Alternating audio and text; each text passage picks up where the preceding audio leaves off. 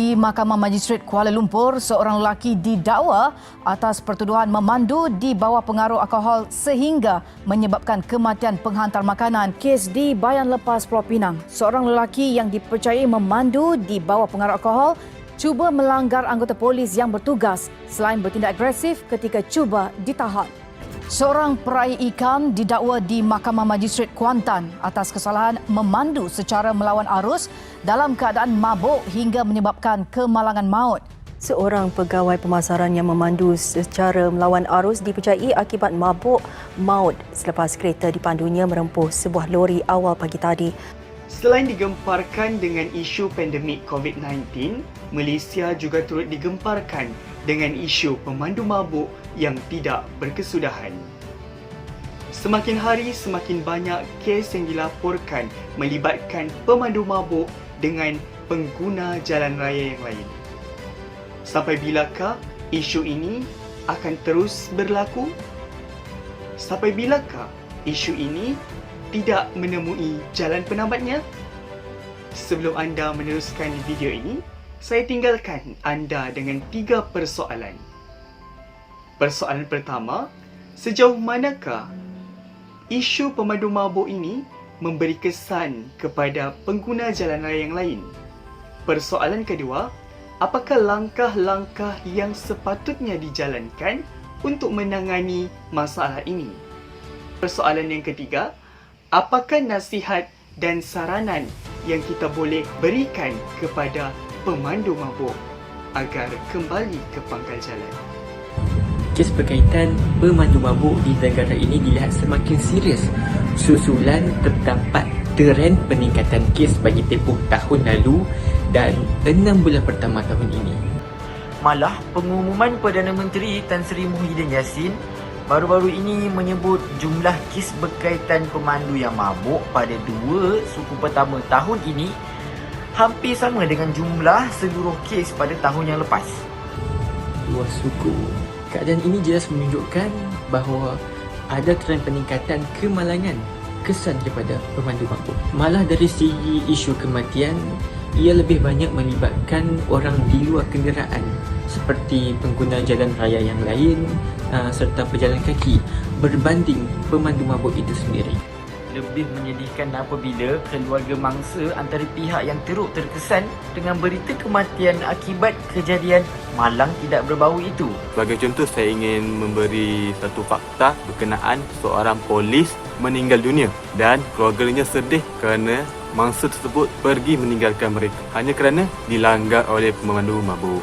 Rata-rata pemandu mabuk tidak faham dan bersikap terlebih yakin kerana berpandangan mereka tidak mabuk. Mereka juga menganggap denda dikenakan sedikit sehingga mengambil ringan perkara itu. Mengapakah hal ini terjadi? Apakah penyebabnya? Hal ini berbalik kepada isu peningkatan kemalangan maut yang merupakan kesan daripada pemandu mabuk terhadap pengguna jalan raya yang lain. Ada seorang pemandu mabuk ni, bila dia aksiden, biasanya dia akan libatkan banyak kereta. So bila libatkan banyak kereta akan menjadi banyak aksiden dan lagi teruklah traffic jam tu. So apa yang jadi kat sini? Kenderaan yang ada dekat lane yang sepatutnya tu perlu berpindah dekat lane sebelah tu. Bila nak pindah tu dia akan lalui satu proses yang memakan masa, iaitu kenderaan dekat lane sebelah tu dia kena slowkan kenderaan dia dan kenderaan kat belakang tu juga kena slow juga. So bila semua slow, dia akan jadilah kesesakan lalu lintas ataupun traffic jam. Hanya sikap pentingkan diri sendiri dan kehilangan siuman seseorang pemabuk, nyawa orang lain pula melayang begitu saja. Jadi, apakah antara punca mereka masih memandu dalam keadaan mabuk? Mungkin mereka tidak tahu akan undang-undang ataupun hukuman yang bakal dikenakan ke atas mereka. Undang-undang seperti Seksyen 43 Akta Pengangkutan Jalan 1987 di mana hukuman denda sebanyak RM10,000 ataupun penjara 12 bulan maksimum bakal dikenakan ke atas pesalah jika didapati bersalah.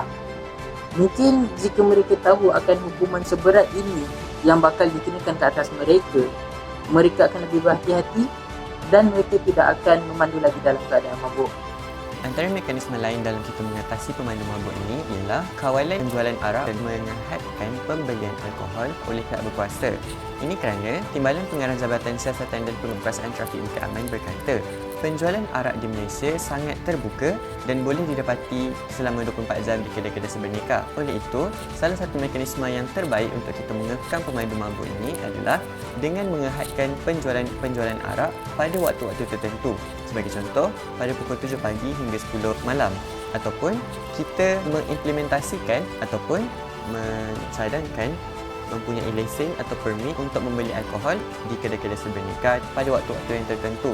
Oleh itu, kita dapat mengekang pemandu mabuk ini. Melakukan kempen kesedaran juga merupakan cara mengatasi pemandu mabuk. Di Afrika Selatan, mereka sedang membuat kempen besar-besaran yang menumpukan kepada pembinaan kesedaran sosial masyarakat mengenai akibat memandu dalam keadaan mabuk. Mengikut kajian mereka, remaja yang berusia 18 hingga 25 tahun, mereka merasakan mereka tidak akan tertimpa kepada kemalangan apabila memandu dalam keadaan mabuk. Oleh yang demikian, mereka tidak hanya menumpukan kepada perbicaraan mengenai bahayanya memandu dalam keadaan mabuk, mereka juga membual mangsa dan memberi peluang kepada mangsa kemalangan jalan raya akibat pemandu mabuk untuk bersuara. Kadang-kadang sikap acuh tak acuh ini yang memburukkan lagi keadaan kerana para pemandu mabuk merasakan lebih yakin mereka masih stabil untuk memandu pula. Jadi ramai-ramailah kita memberi kesedaran kepada semua orang akan keburukan memandu dalam keadaan mabuk agar kes ini semakin berkurang. Seterusnya adalah pemandu mabuk dia perlu sedar akan bahayanya alkohol ini.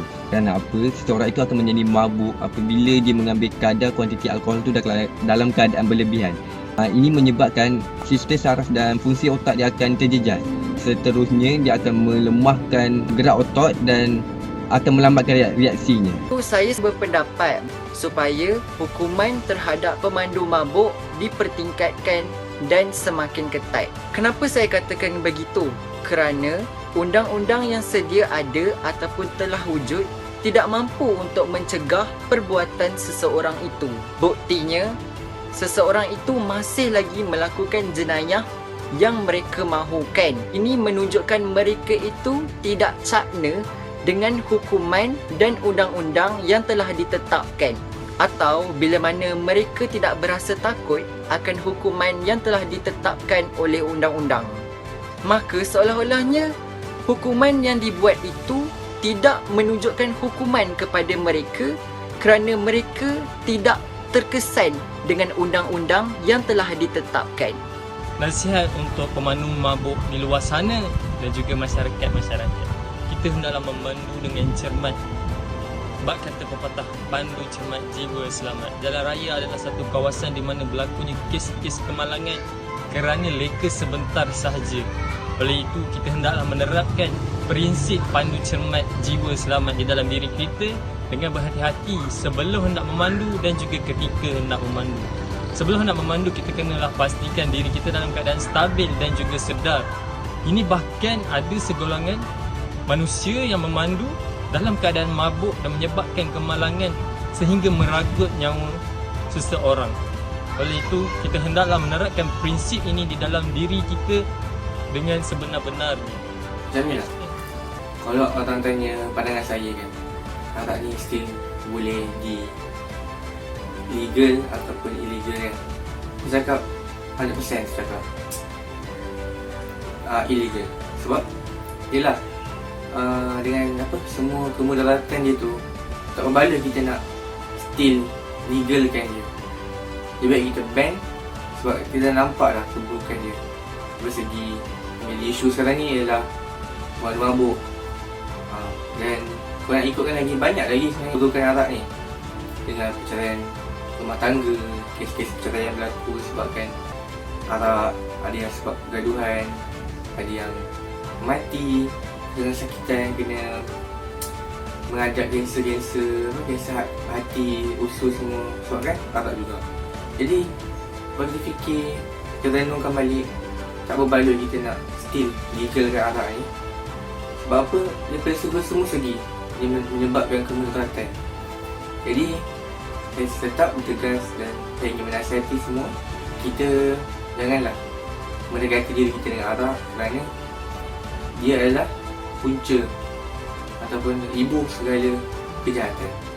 Jangan disebabkan oleh seorang pemandu mabuk. Ramai kali keluarga mereka bakal menerima berita sedih dan kehilangan sumber pendapatan bagi keluarga mereka. Pemanduan kita bertanggungjawab atas keselamatan diri sendiri dan orang lain. Jalan raya itu adalah hak milik orang awam, bukan hak milik individu. Bila anda minum, fikiran anda akan tidak boleh menggunakan logik lagi. Jadi masa kita sedar ni lah, kita perlu mengingati keluarga kita, kawan kita yang akan terkena sekali apabila kita menjadi seorang mangsa ataupun ialah pada mangsa yang mungkin kita akan kena kerana mereka ada keluarga, mereka ada orang yang mereka sayangi. Jadi kita hendaklah tidak memandu dengan mabuk.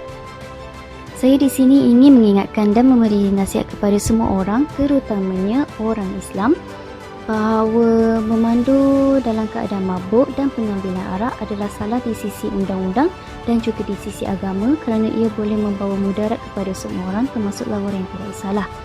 Ia juga telah jelas dinyatakan di dalam Al-Quran bahawa arak itu haram walaupun ayat larangan itu diturunkan secara berperingkat kerana pada waktu itu ia adalah satu budaya Arab untuk meminum arak. Malah bukan sahaja meminum arak itu haram, menghantar, meminta atau apa-apa jenis bantuan dalam proses penjualan arak ia juga dijatuhkan hukum haram. Jadi untuk mengelakkan memberi masalah kepada semua orang, marilah kita sama-sama menjauhikan diri dan menghindari diri daripada meminum arak kerana ia akan membawa lebih kepada kemudaratan daripada faedah. Ia juga membuatkan manusia untuk melupakan Allah SWT dan menjauhikan diri kita daripada mendapat rahmatnya. Jadi saya Akmal, pandu hemat jiwa selamat, #pemandu mabuk musuh negara. #pandu cermat jiwa selamat, #pemandu mabuk musuh negara. Sekian, saya Muhammad Hanafi dan Muhammad Zamri. Saya Muhammad Syahizat Muhammad Zukri, pandu hemat jiwa selamat, #pemandu mabuk musuh negara. Saya Fikri As, pandu hemat jiwa selamat, #pemandu mabuk musuh negara. Saya Ilham Nasrin, pandu hemat jiwa selamat, #pemandu mabuk musuh negara. Saya Amirul, #pemandu mabuk musuh negara. Saya Muhammad Azli Menur Rashid, pandu hemat jiwa selamat, #pemandu mabuk musuh negara. Saya Muhammad Nazir Ihsan, pandu hemat jiwa selamat, #pemandu mabuk musuh negara. Saya Muhammad Izzat Zahri, #pemandu mabuk musuh negara. Arak musuh negara. Saya Muhammad Idin Adam bin Johari. Marilah jaga keselamatan negara kita. #kita jaga kita. Saya Ahmad Haikal, pandu hemat jiwa selamat, #pemandu mabuk musuh negara. Saya Hakim Sam, pandu hemat jiwa selamat, #pemandu mabuk musuh negara. Bang bang.